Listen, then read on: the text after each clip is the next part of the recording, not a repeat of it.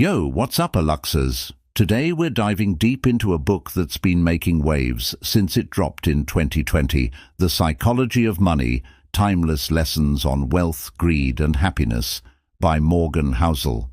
This isn't your typical finance book, trust me. Housel's not here to bore you with a bunch of math and charts. Nah, he's all about understanding the crazy ways people think and act when it comes to cold, hard cash. See, Housel knows that you can have all the financial knowledge in the world, but if you don't get how your own brain works, you're gonna make some seriously dumb moves with your money. That's why this book is so fire. It's like a deep dive into the psychology of wealth. Now, I know some of y'all might be thinking, why should I care about this stuff? I'm not some Wall Street hotshot.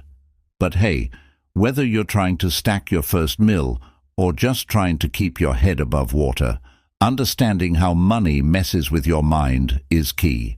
It's not about getting rich quick, it's about making smart choices for the long haul. So today, we're going to break down 3 of the biggest lessons from Housel's book. These are the real gems, the insights that'll stick with you long after you've closed the cover. First up, we've got the idea that when it comes to financial decisions, your emotions are always going to trump cold, hard logic. You might think you're being all rational and stuff, but deep down, your feelings are pulling the strings. Next, we'll talk about how, if you want to survive in the money game, you got to have a thick safety net. It's not about taking crazy risks and praying for the best. It's about being smart and prepared for when things go sideways.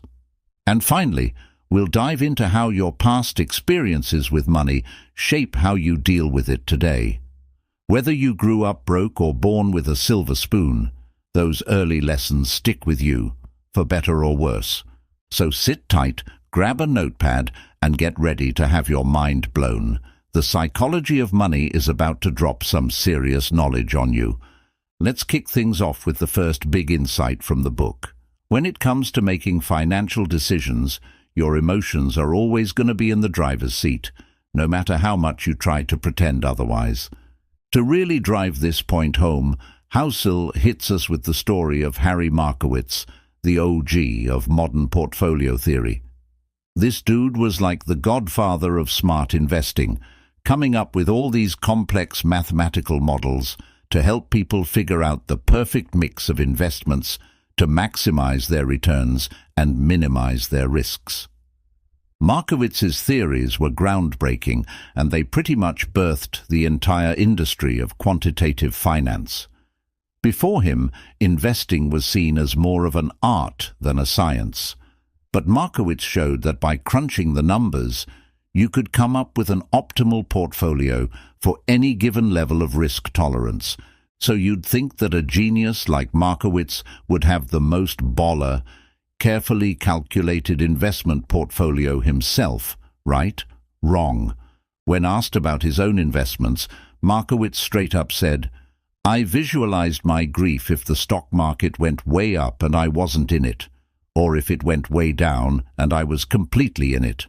So I split my contributions 50-50 between stocks and bonds." Whoa, hold up. The father of portfolio optimization himself was using a simple 50-50 split? What happened to all those fancy schmancy equations and models? The truth is, even for a brilliant mind like Markowitz, the emotional pain of potential loss or missed gains was too powerful to ignore. He knew that no matter what the math said, he needed an investment strategy that would let him sleep at night. And that's the key takeaway here, folks. You can have all the financial knowledge in the world, but if your investment strategy doesn't jive with your emotional wiring, you're gonna have a bad time. It's like Buffett says, if you can't sleep at night because of your investments, you've invested too much in the market. The Oracle of Omaha himself is willing to leave some potential returns on the table for the sake of his emotional well-being. That's how important it is. But here's the thing. It's not just about avoiding investments that stress you out. It's also about leaning into the ones that genuinely excite you. Think about it this way. If you're putting your hard-earned cash into something that bores you to tears, how likely are you to stick with it when the going gets tough? When the market takes a nosedive, are you really going to have the discipline to hold on if you never cared about the investment in the first place? On the flip side, if you're investing in something that lights your fire, something that aligns with your passions and values, you're way more likely to stay the course, even if the short-term returns aren't anything to write home about. You'll be more inclined to keep your money in the game because you believe in what you're backing. Housel gives the example of an investor who puts most of their dough in index funds, but also sets aside a little play money to buy individual stocks in companies they're stoked about. Maybe they're not expecting to beat the market with these picks, but the thrill of researching and choosing these stocks keeps them engaged with their investments in a way that an all-index portfolio never could. The point is, your investment strategy has to resonate with you on a gut level. It has to be something you can get behind, not just intellectually, but emotionally.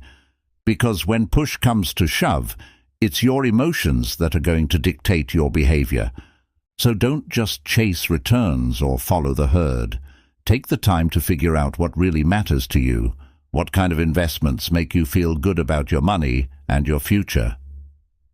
That's the foundation of an investment approach you can stick with for the long haul. But wait, you might be thinking, what's the point of sticking with an investment strategy if it's not delivering outsized returns? Why bother staying the course if you're not getting rich quick? Well, my friend, that brings us to the second big lesson from the book. The real key to investment success isn't hitting home runs, it's staying in the game. See, here's the thing about investing. The longer you're in the market, the better your odds of coming out ahead.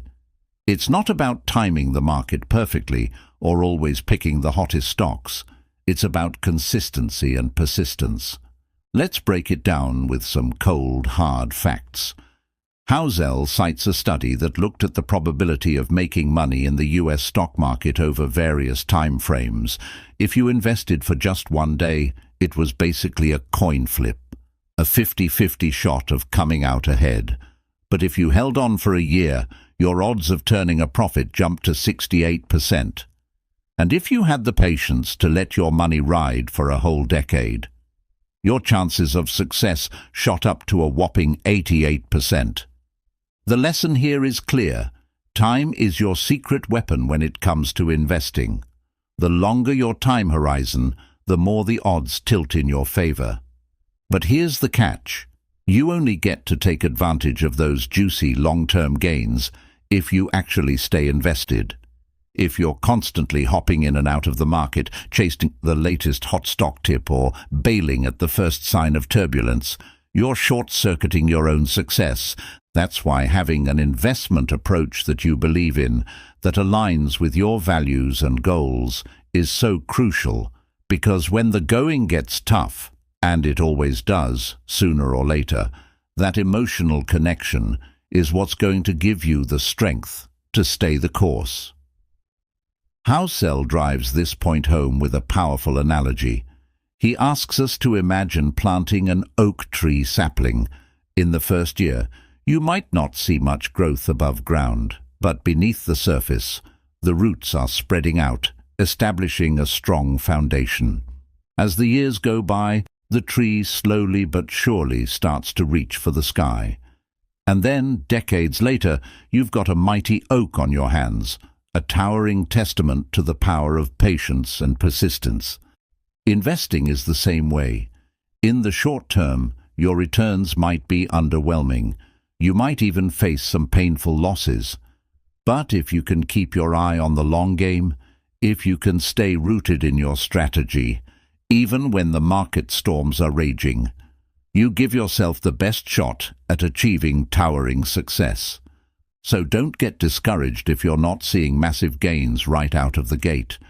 Don't let short-term volatility shake your resolve. Just keep your head down, stay focused on your goals, and trust that time is on your side. Because in the end, the most successful investors aren't necessarily the smartest or the most sophisticated. They're the ones who can stay in the game the longest, who can ride out the ups and downs with steadfast discipline. But staying power isn't just about gritting your teeth and white-knuckling your way through market turbulence. It's also about giving yourself a wide margin of safety. And that's the third major insight Housel serves up in the book. When Housel talks about a margin of safety, he's not just talking about some abstract financial concept. He's talking about a way of thinking, a philosophy that permeates every aspect of your financial life. At its core, the margin of safety is about giving yourself room for error. It's about recognizing that no matter how smart you are, no matter how carefully you plan, life has a way of throwing curveballs. And if you don't have a buffer in place, those curveballs can knock you right out of the game. Think about it like this. If you're driving a car, you don't wait until you're a millimeter from the car in front of you to hit the brakes. You leave some space, some margin for error, so that if something unexpected happens, you have time to react. The same principle applies to investing and personal finance. If you're living paycheck to paycheck, with no emergency fund and no wiggle room in your budget, you're cruising for a bruising. One unexpected expense, one hiccup in your income, and you could find yourself in a world of hurt. But if you've built up a cushion, if you've got a healthy rainy day fund, if you're living below your means and saving diligently, you've given yourself that all-important margin of safety. You've got some breathing room to absorb life's inevitable shocks without being thrown too far off course. This isn't just about playing defense, though. Having a margin of safety can also give you the confidence to seize opportunities when they arise. Imagine you're considering investing in a company that you believe in, but the stock price is a little higher than you'd like. If you're stretched thin financially, you might not feel comfortable taking the risk, but if you've got a solid financial foundation, you can afford to take a chance, knowing that even if it doesn't pan out, you've got the resources to weather the storm. Housel illustrates this point beautifully with the story of Sequoia Capital's Michael Moritz. When asked about his firm's incredible success over the decades, Moritz didn't point to any particular investment or strategy. Instead, he emphasized the importance of longevity, of being able to stay in the game year after year, cycle after cycle. And the key to that longevity, you guessed it, a wide margin of safety. Moritz explained that Sequoia has always been careful to avoid investments that could put the firm's survival at risk, even if they offered the potential for outsized returns. By prioritizing stability over flash-in-the-pan gains, Sequoia has been able to navigate the ups and downs of the market for over 4 decades. That's the power of the margin of safety. It's not about being timid or risk-averse. It's about being strategic, about playing the long game. It's about recognizing that the biggest risk isn't missing out on the hottest investment opportunity. It's being forced out of the game entirely because you didn't give yourself enough room to maneuver. So how do you put this principle into practice? It starts with being conservative in your assumptions and projections. Don't count on best-case scenarios panning out. Build your plans around conservative, even pessimistic estimates. That way, if things do go better than expected, great, you've got some extra breathing room. But if they don't, you're not caught flat-footed. It also means being disciplined about saving and budgeting. Don't just spend every dollar that comes in.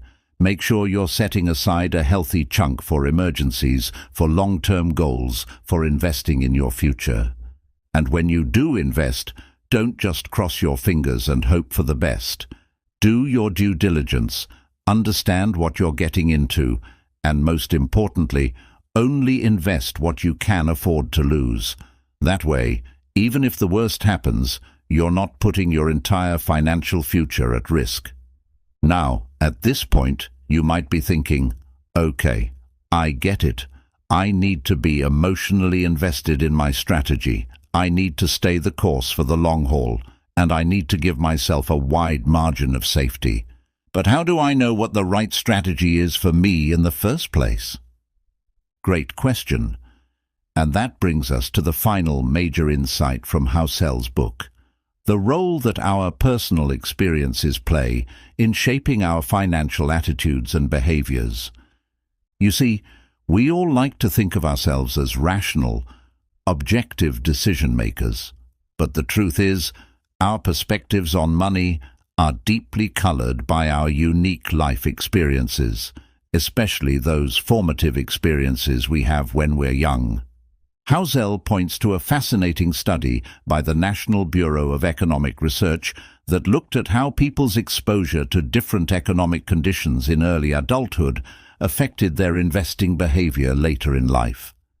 The researchers found that people who came of age during periods of high inflation were less likely to invest in bonds later on, while those who entered adulthood during bull markets were more inclined to pile into stocks. In other words, the economic climate we experience in our formative years can have a profound and lasting impact on how we approach financial decisions.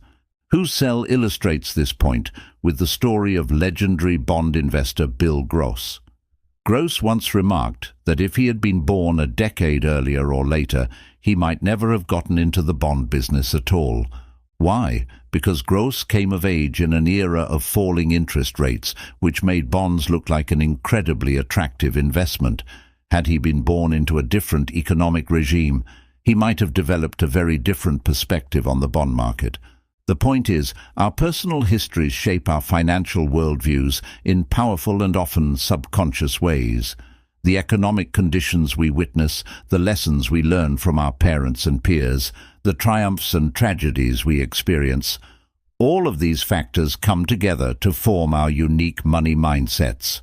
And understanding this can be incredibly valuable, both for making sense of our own behavior and for empathizing with others.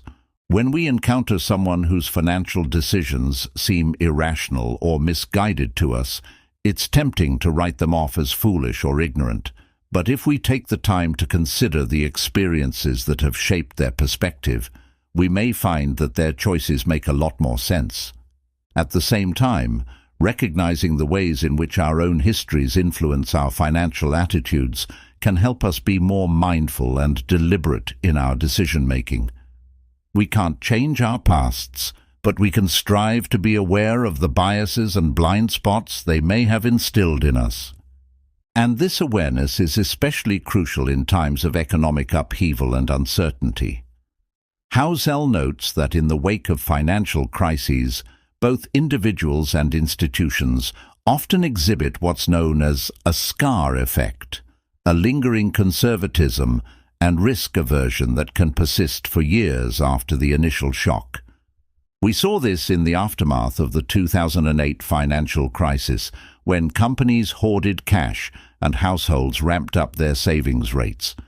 Even as the immediate danger passed, the psychological scars of the crisis continued to shape behavior for years to come. The same pattern has played out time and again throughout history, from the Great Depression to the dot-com bust to the Asian financial crisis of the late 1990s. In each case, the collective trauma of the event left a lasting imprint on the economic psyche, affecting everything from investment patterns to consumer spending to public policy. So what does this mean for us as individuals trying to navigate an uncertain world? It means that we need to be attuned to the ways in which our experiences and the experiences of those around us are shaping our responses to economic conditions.